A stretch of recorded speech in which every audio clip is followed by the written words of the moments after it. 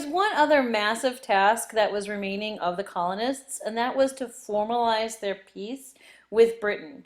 So, peace talks are going to begin between Britain and the United States in July of 1782 in Paris, where again Ben Franklin is going to go. He spent a lot of time in Paris, he and Jefferson both. And they're just basically going to sit down and try to work out a peace treaty. And Ben Franklin is representing the new Congress of the Articles of Confederation.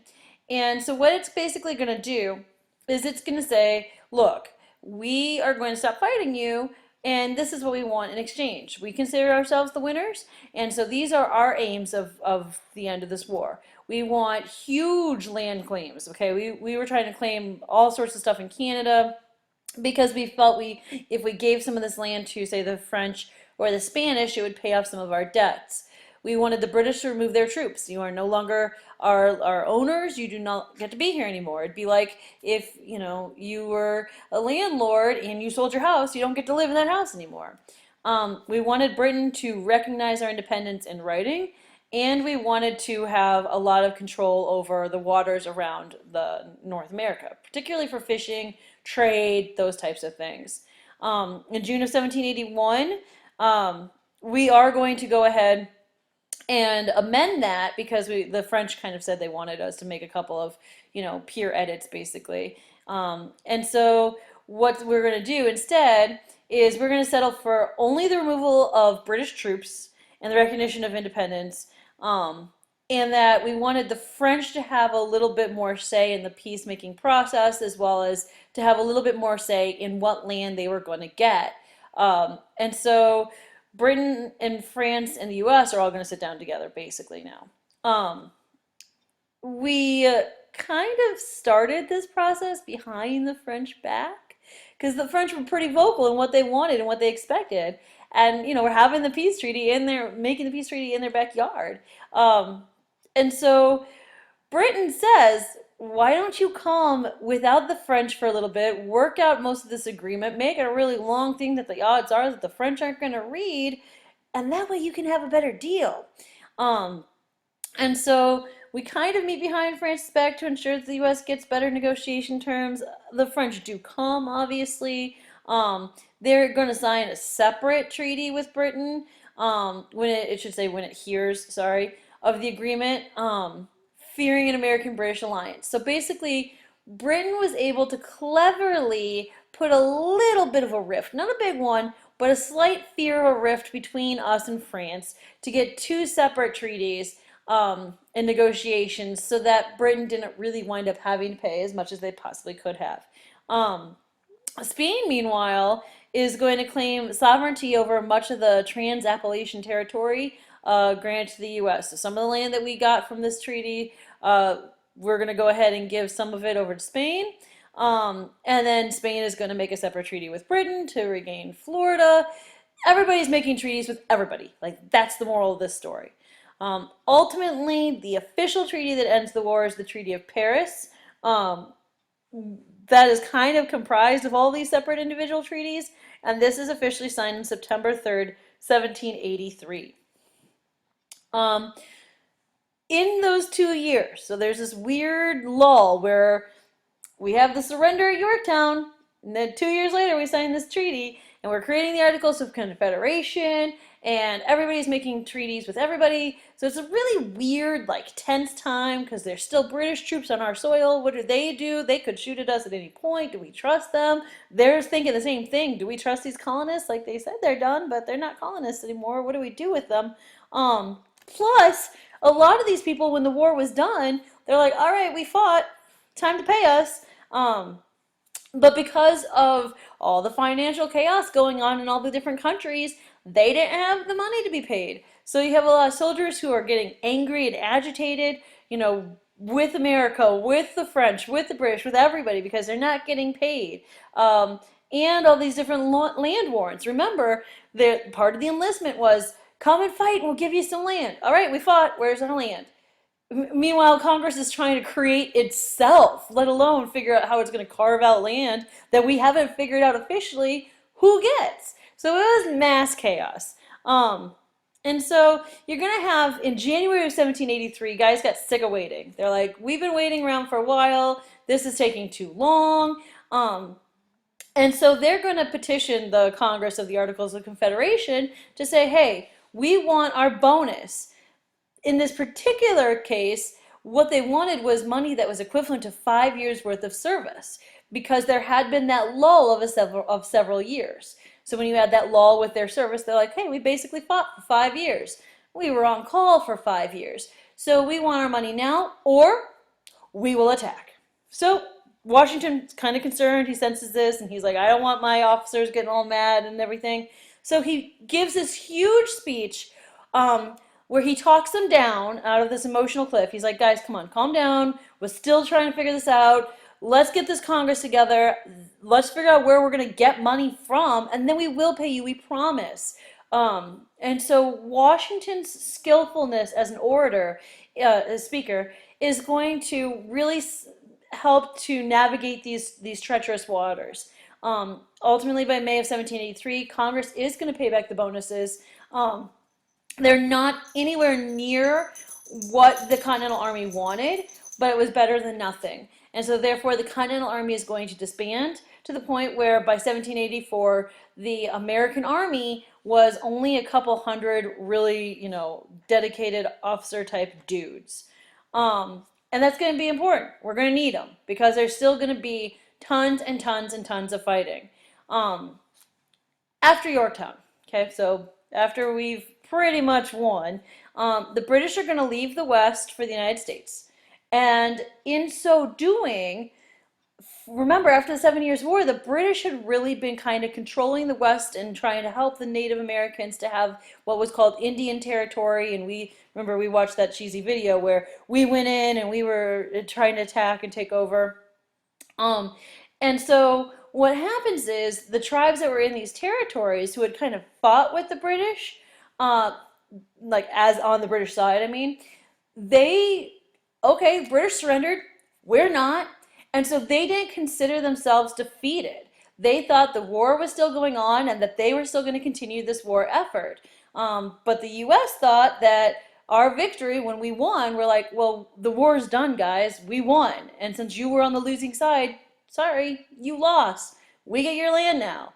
And so this is going to cause a lot of fighting between us and some of the natives.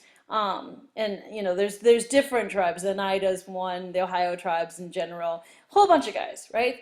As far as they were concerned, they hadn't surrendered, so they weren't done fighting. You were allied with the guys who surrendered, so therefore the surrender is implied. One of the things that's going to happen, all the guys who have been promised land from the American Army, they're just going to go out and claim it. They're going to go into Indian Territory, and they're just going to stake claim to this land that the natives didn't think they had any right to.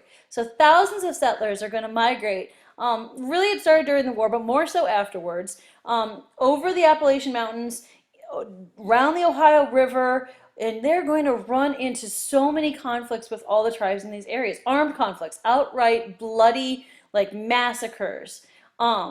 And there were British troops who had still been there. They hadn't been officially withdrawn yet, because remember, the treaty's not signed quite yet. And so they're going to try to kind of help. Spain's involved. They had kind of tried to help. But really, it's going to get to the point where everybody realizes, all the European countries in particular, you know what? Let's let the Americans figure this one out for themselves. And so they're going to slowly back out.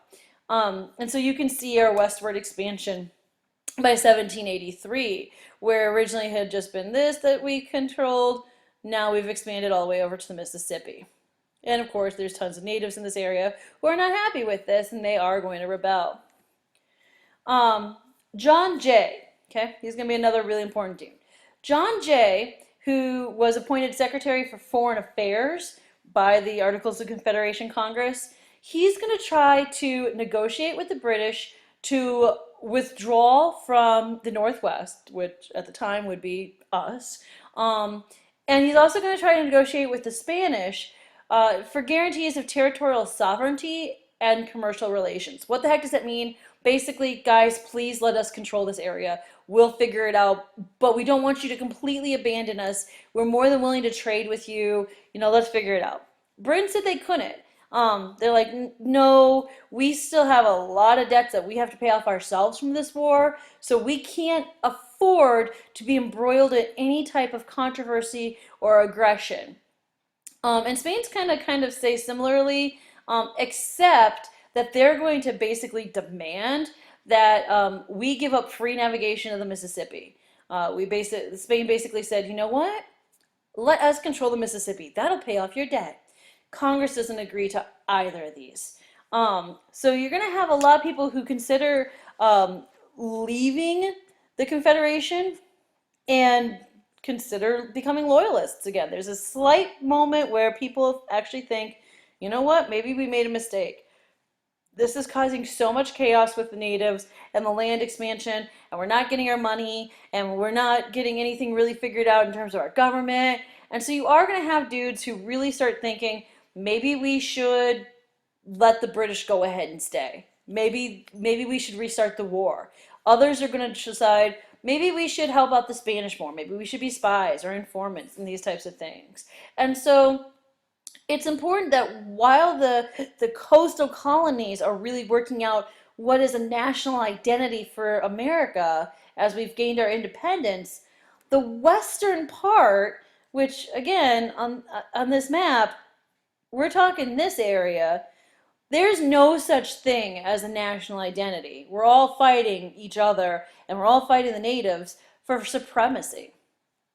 Um, in 1784, Congress again, the Continental Articles of Confederation Congress, is going to draft legislation that basically provides government of the Western Territory, so that whole section we just talked about, like us, um, to control themselves, right? The idea is those territories can write their own constitutions, they can write their own governments, they can figure it out. We need to come together as a cohesive whole, and if they can't stop bickering, we'll let them duke it out on their own. But we, as the Articles of Confederation, cannot deal with that. And then it said that once the population of a region reached 20,000, then that region, that territory, would officially become a state, and then it would join the 13 other colonies, basically, that have now become states. So it was the idea that if enough settlers went into an area, that area would become a state the same as the other United, quote, states at this point, and that they would then be subject to the same laws as the Articles of Confederation. The Congress accepted these proposals, but it was rejected by a vote of 7-6. It rejected, excuse me, a vote in terms of slavery, right? At this point, they were not willing to debate whether or not slavery should expand. They're like, we cannot put slavery on the table. Some places are going to have it, some places aren't. We will deal with that matter when we have all this other chaos figured out, guys. So let's worry about the fact that some of these places are going to become states, and then we'll deal with, and it might have some slaves. And certainly in terms of counting population stuff, this is where the infamous three-fifths compromise is going to come into play. The other really important agreement that comes out is the Land Ordinance of 1785, which basically said that dudes were gonna go in, and they were going to survey the land and see what was the land like, like Lewis and Clark and all those guys later on will do similarly. And then they were going to divide the land into townships where different people would be able to go in and proclaim themselves to be like an incorporated town. Jefferson is going to argue that the land should be given to settlers, but instead it was auctioned off. And so that way the government could get some money to help pay off its debts. The various treaties, however, that are going to force the natives to give up their land, there's a bunch of treaties that come out in this time period, but it forces natives to give up their land for the settlers in order to buy, because Congress was desperate for cash.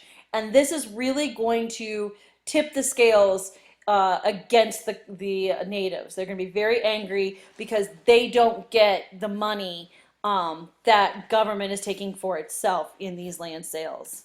And we end with a map of some of these land sales so you can see this is all getting sold to Eastern settlers, and this all used to belong to the natives.